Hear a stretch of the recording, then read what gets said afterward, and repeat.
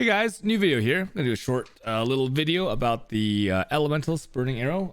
So yesterday, someone in my chat linked me a Reddit clip of ball lightning with GMP cast on damage taken. So I want to show that. I might actually risk a little bit of XP here. So I'm going to like a white map, so it's like way easier to show off. Okay, and in this map, we're gonna go to the ultimatum because most people have some kind of like defensive layer, whether you have Steel Skin, Immortal Call, cast on damage taken layers. And they work pretty well. I was using cast on damage taken for quite a long time actually. And also since I don't want my Jolms killing a lot of stuff, what I'm going to do is I'm going to take off my boots real quick. Okay, this is going to be kind of scary. Like that. And then I'm going to take off my lightning Jolm. And I'm only going to have one stone Jolm just so I have a little bit of regen there. And then we're going to go find the ultimatum. And it's a pretty cool mechanic, okay? So let's just say I'm going to pop my flask, but I'm not gonna attack, okay? And I'm in the middle of this, as you can see. I'm getting hit by like everything. And what you see happening is the ball lightning, right? The moment that it goes out, I am recovering a ton of life. And it is instant recovery. So if you don't know, recovery just means it's kind of, it's not like leech or regen where it's like over a certain amount of time. It just happens instantly, right? So you might be familiar with like, you know, ES or life on block, things like that. And you are basically completely immune to damage. And you have to remember that in most cases of how you're playing, you're running around. You're not just standing still in these packs, right? So I'm just gonna I'm just gonna, you saw that big hit I took. It's pretty funny. And that is kind of interesting. That's what I wanted to show there. And in the red maps, you can look at some of my VODs if you want to see some playtime there. It's pretty much the same thing.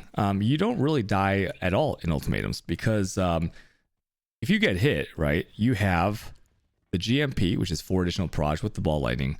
And when those go out, each one of those is ticking, right? You might want to look at the bow here, the nurture, and it says recover 54 life. That roll goes up to 60, but let's just say it's like 60, right? When you ignite an enemy. So with an Elementalist, you are always igniting, right? Every single hit ignites pretty much. And so you can multiply like 60 times, 5 projectiles, and it's ticking really fast, right? It's like bam, bam, bam, bam, bam. And if you think about the enclosed area of a ultimatum that's always spawning monsters, then that's like flying across all the monsters, ticking for the entire duration. You can even here, I could even drop like this enlighten here.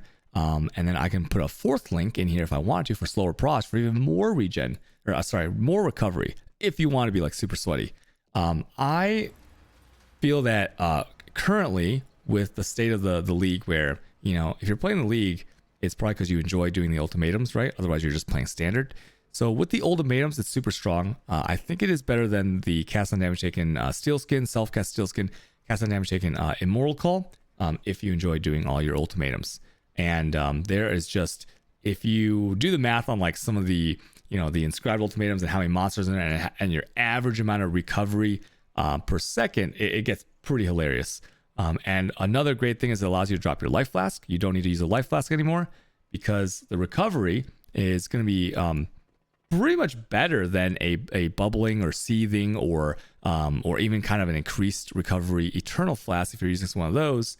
And so that gives you some kind of utility there, right? Because life flasks are really bad for their suffixes. Reason being, if you have staunching, freezing, whatever, warding, you don't actually get that once your life is full. So the moment it hits full, the effect wears off. So that, like, being able to use a full duration flask, right? Especially now because we have things like in Betrayal, you can get like higher tier hit locks and stuff for like your flasks and everything. They last longer. It's even better. So that's really cool. I really like this mechanic.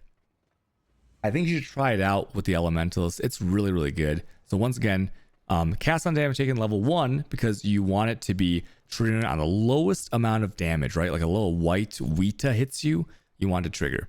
Ball lightning, it doesn't really matter what level you put it to. It can be 37 because level 1 CWDT is just 38 or lower for the level, right? A good way to test this if you're never sure is if you click on your abilities and the thing is grayed out, that means that the CWDT is working. If it's lit up and you can cast it yourself, it means that you went too far. So you got scour it down, regret it down, and then GMP doesn't really matter. I'm leveling it because I want to flip it, and then once it hits 2020, I corrupt it.